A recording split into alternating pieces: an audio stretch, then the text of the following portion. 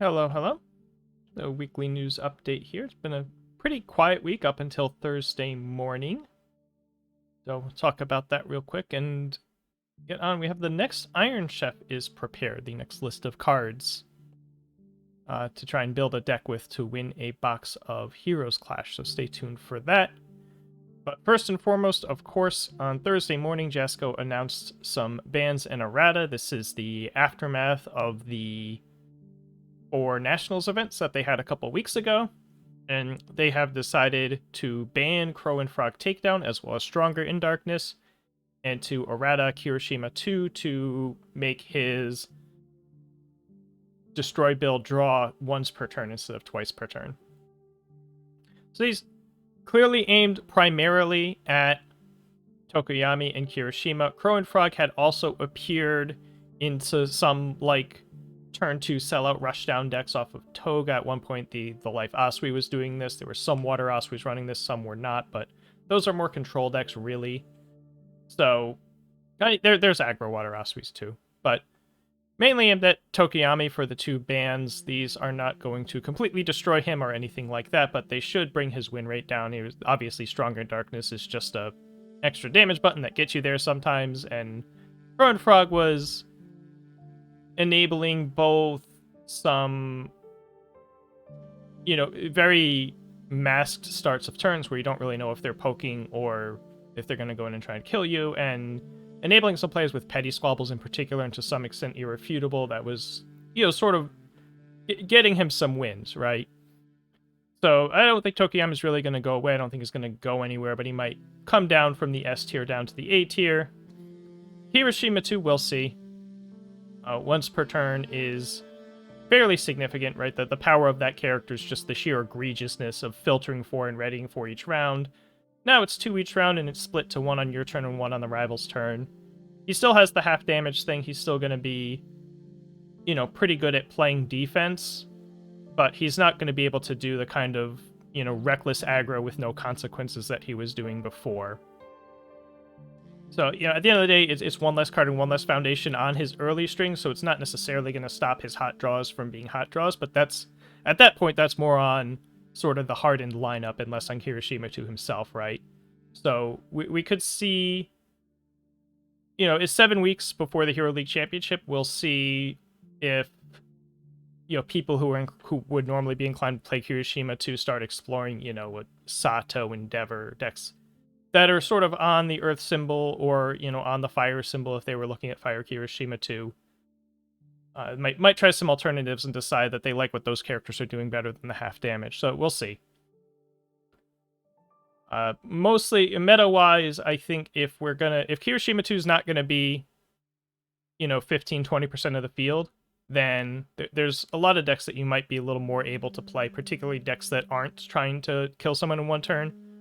Right, one of the biggest things that having Kirishima 2 be a huge presence means is that if your deck's trying to do, 6 this turn and 9 the next turn, and then, 5 here, and then maybe finish you with a turn for 15 or whatever, Kirishima 2 just, slashes a lot of those numbers in half and makes those decks have to do actually 50 damage instead of, 26, 30, or whatever. So we'll see if some of those decks become a little more viable. We're not really going to have a chance to really see until possibly the HLC, and probably more likely, hopefully they get some online provisionals or something going on in January, or some store championships or whatever, or, maybe afterwards. But yeah, we'll see how that all goes. Also, they have sent out emails. They don't really publicly announce much of anything for the Hero League Championship for some reason, but they did send out emails to the participants detailing what the format's going to be. It is going to be the Saturday, day 1, is going to be 5 rounds of Swiss. These are not cutting anybody. This is just for seeding. And, we'll see how important players feel the seeding is, I guess. We might see some people just kind of playing funsies decks, because it's ultimately not that important. I mean, I think most people believe there's still a first player advantage, but it's obviously not as big as it has been in the past with the new Mulligan rules and whatnot.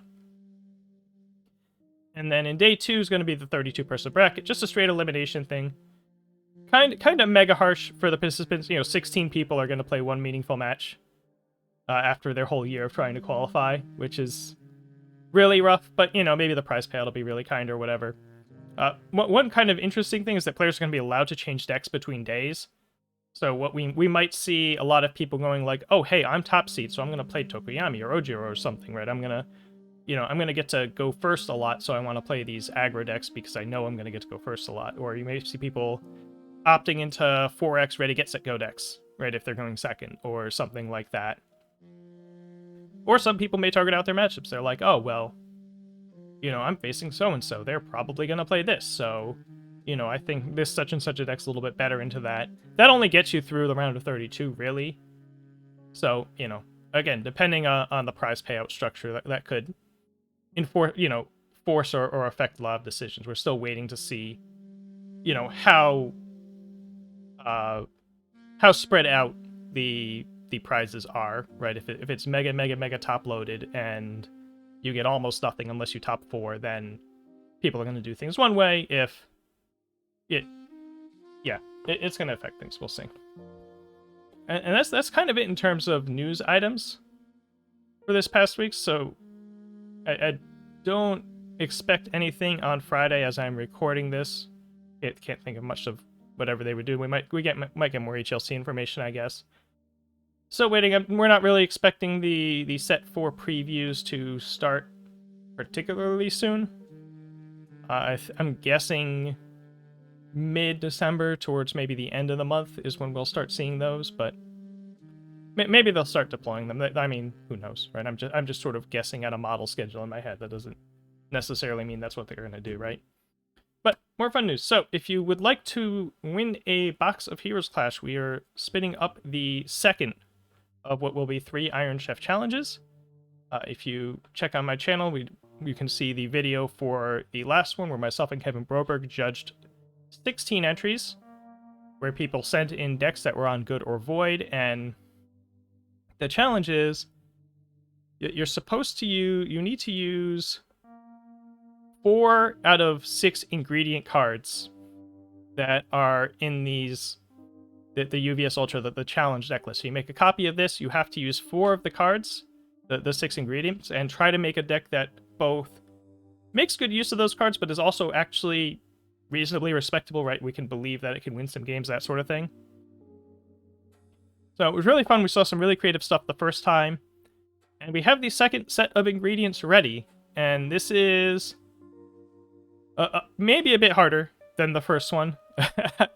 Some of these cards more actively fight against each other. So it's going to be interesting to see what people do. So the ingredients this time, Grenadier Bracers. And this is going to be an air or death challenge. We'll be able to play with an air deck or a death deck.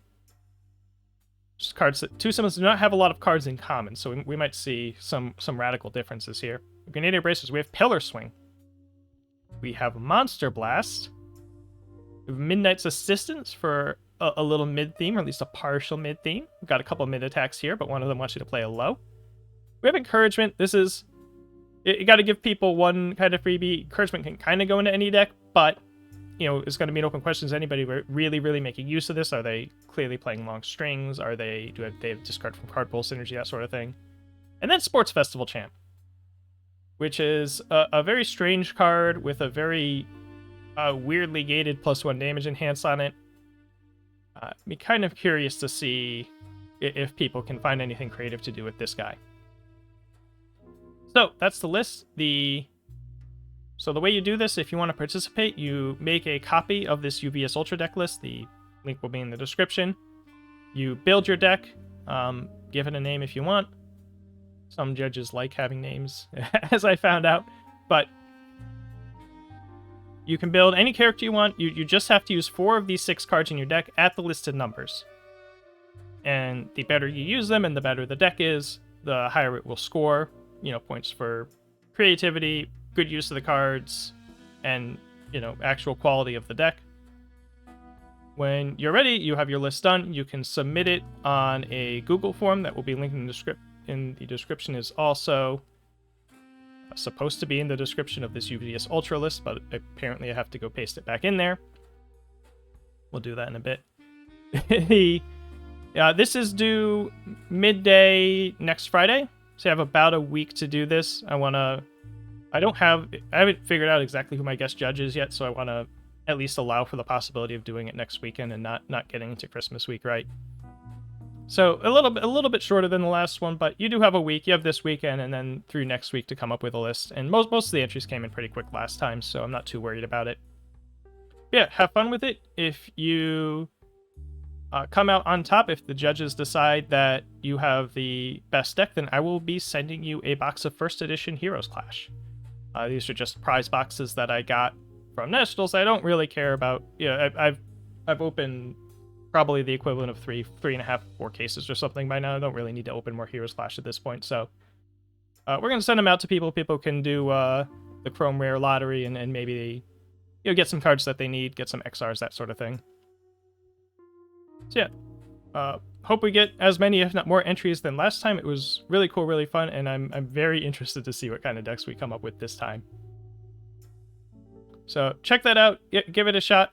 A lot of people said they had a lot of fun with it, even if they were kind of on the fence about doing it. So should be fun. It's an interesting exercise nonetheless, something to do while we're kind of in between seasons here for most people. So yeah, looking forward to that, and we'll be back. Yeah, so sometimes next week we'll see if any news comes up. If not, I may at some point. I keep thinking about doing like other interim videos of different kinds and then not actually doing them, but we'll see. That's all for now. I'll see you next time. Have a good. Take care.